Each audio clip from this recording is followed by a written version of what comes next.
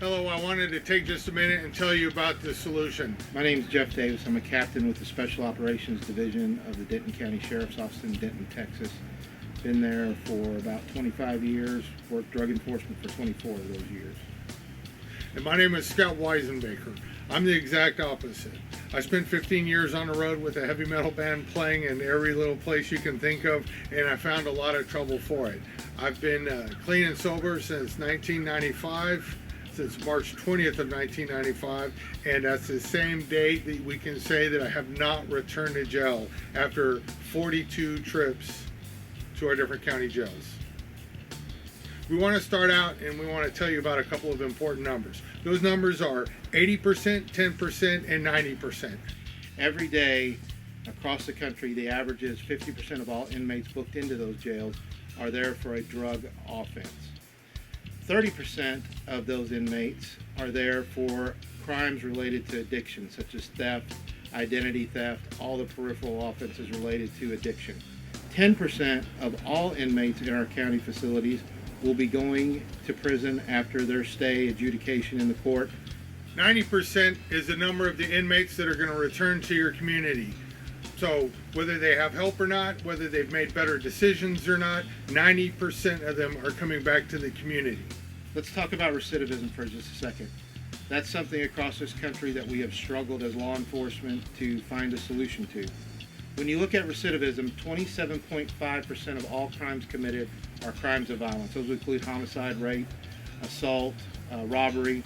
However, 70% of all crimes that are committed are drug and alcohol crimes, and that's what we focus on with this program.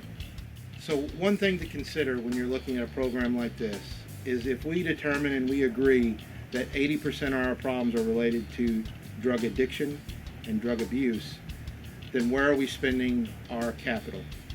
Let's talk about what a program that can have success looks like. First, as we talked about, a 0 to 5% budget impact. It's got to be affordable. So cost is going to be a major consideration when looking at a program that can make an impact. The other thing is, can we put this program in a facility, a jail, without interrupting safety, security, and operations of that facility or jail? It has to be scalable. This program has the ability in its makeup to be transmitted all over this country, all over the world. The follow-up portions of the program can be presented either in person, over the same platform in live Zoom, Teams meeting type format. The thing that you want to look at as an organization is this a proven program? Is it clinically significant? Is it proven? Is it evidence-based? The solution is all three of those. Not everybody's going to do 12 weeks in your facility. We hope that they're not going to do 12 weeks in your facility. One thing that we believe is important, that the program that they're working within your facility has the ability to follow that person into the free world. The solution program allows for that easy transition into the free world.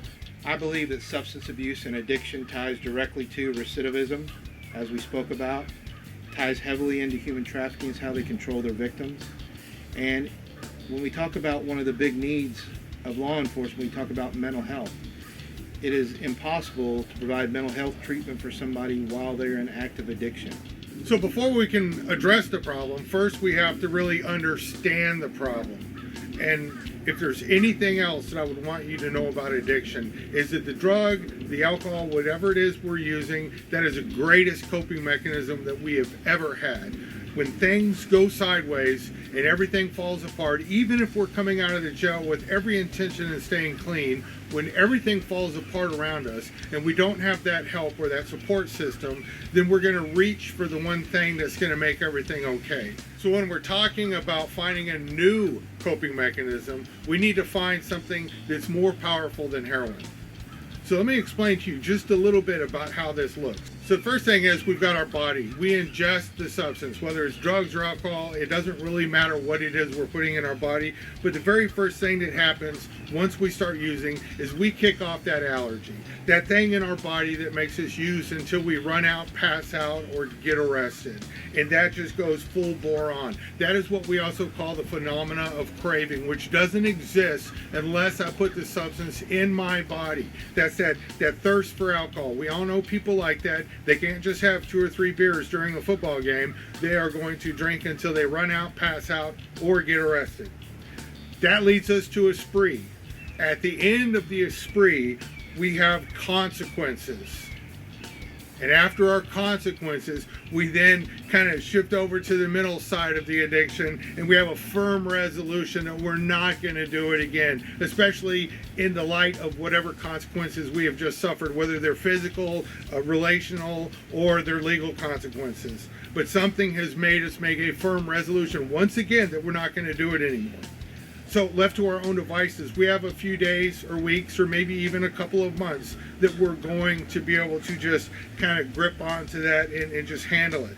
But then we become restless. We become irritable. We become discontent with how things are going. We start looking at what we don't have and why everything seems stacked against us. That leads to the mental obsession, which is a little thing in my head that tells me, you know what? This will all be better if we just get high. So this is why you have some people who will stay clean for 2 or 3 months leading up to an important date in the courthouse, and then they walk into the courthouse strung out because the night before they were overwhelmed with what might come out of that court case. And rather than harming themselves, they decided that they would get high, because if we get high enough, we just don't care at that moment. We rationalize that it's not that big of a deal, we're going to be okay. But then in the morning, we're walking back into that courtroom strung out, and our worst case scenario becomes our reality. So the problem here is, from that mental obsession, I go back and I use again, which starts me down that other list of consequences, which leads me back to the firm resolution. So it's just this pattern that we do over and over and over until eventually we get locked up forever, or somebody finds our body and has to tell the people who love us the most that we're never coming back home. If we need a new coping mechanism that is more powerful than heroin or fentanyl or anything else out there, what it is saving a human life. Let me explain that. When we're at that point and we decide that we're either going to harm ourselves or we're going to get high, a lot of us end up harming ourselves. Suicide is rampant with people who have an addiction. It's not that we have a lot of suicidal ideation, it's that we get to a point where we just can't see our way clear of it. So we are able to speak to somebody when they tell us, you have 5 minutes to explain to me why I shouldn't just end it all because I can't do this anymore. I look them straight in the eye and tell them, I remember the first time I felt that way. Hell, my prayer for years was, God, if you're real, please kill me tonight, because I don't want to be here anymore. I can't take it. And they look at us and they're like, exactly. So how come you don't want to die anymore? And I get to tell them, you know, I stopped using dope and I'm happy about it. In fact, I've been clean for years. And that spark of hope that we give somebody saves a human life, because now they're not thinking about killing themselves. So I'm going to show you a couple of pictures of people that we have worked with so you can see for yourself exactly what that looks like, because there's nothing more meaningful or powerful that we will ever do than saving another human life. It'll make the hair on your arms and the back of your neck stand up, and we get to do it over and over and over. So what's more powerful than heroin? Saving a human life. So when we're looking at a program, we have to have a curriculum that has depth and weight. In fact, that program must be delivered. The curriculum must be delivered by somebody that your participants can identify with and understand. It's not just somebody reading a curriculum to them. It's one of their own, speaking a language that they understand, so that we can have that moment where they look at us and go, I get it. The promises that we make to them from the very start is if they follow our directions, they don't ever have to use again. But the thing they like the most is they don't ever have to come back to jail. And I am living proof of that. I'm going to show you now a picture of what is our little It's kind of our formula or matrix or whatever you want to call it. You see the sober individual in the middle. We are boots on the ground for 3 to 5 days, getting everybody to start working together. This is imperative for their success outside the walls of your jail. You have the ability, you have the location, we have the program. Let's put those things together and let's make an impact in our country related to addiction and recovery. The massive change we're looking for in our community starts in your county jail.